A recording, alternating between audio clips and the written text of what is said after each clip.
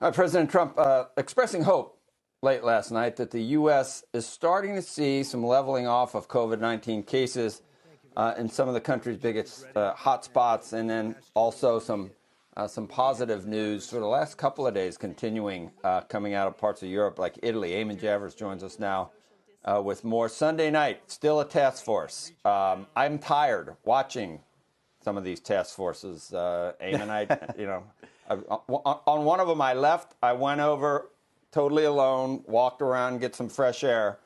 Came back, it was still going on. Like an hour later, I'm like, it's pretty unbelievable. It happens every day. The president's been doing these 2-hour monster briefings, every day. And look, yesterday they actually had a lid at the White House, which meant that they told all the reporters early in the day yesterday, we're not going to make any more news. You're not going to see the president. Everybody can go home. And then the president tweeted, you know what? I am going to have a briefing after all. So everybody scrambled back into position for that one. And I thought what was interesting yesterday is we heard from the president about this idea on tariffs on foreign oil, particularly Saudi oil. You know, a lot of the oil executives who went to the White House on Friday went there with the goal of talking the president out of putting tariffs on foreign oil. A number of them were worried he was just about to do it on Thursday and Friday. He had that meeting. That message seems to have resonated with the president because during that briefing yesterday and over the weekend, we heard him still talking about tariffs, but only in a conditional sense. Here's what he said.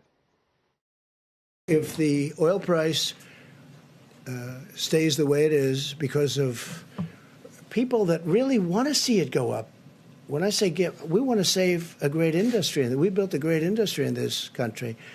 If they don't get along, I would do that. Yeah, I would do tariffs, very substantial tariffs, because we're independent now. We have our own oil. And if I did the tariffs, we essentially would be saying we don't want foreign oil.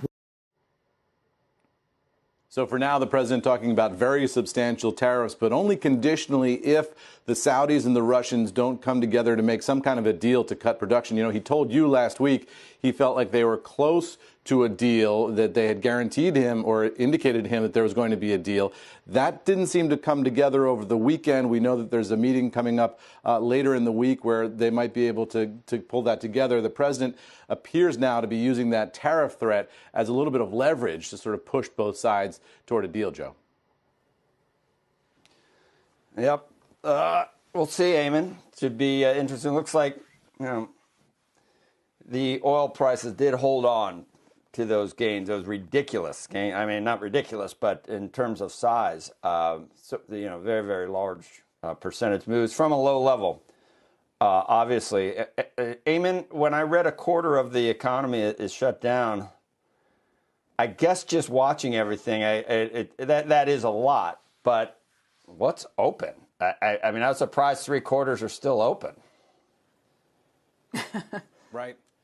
Yeah, look, I mean, it's incredible what has happened to the economy. We've never done anything like this, and there's no sort of recipe for mothballing an entire economy and then being able to put it in cold storage, to mix my metaphors, and then pull it out later and have it be undamaged. I mean, we just no way of knowing exactly how all this is going to shake out and what kind of long-lasting damage we're going to see versus what things can bounce back right away as soon as we get to some point where there is some kind of treatment for COVID or there is some kind of vaccine developed. And we could be months away from that.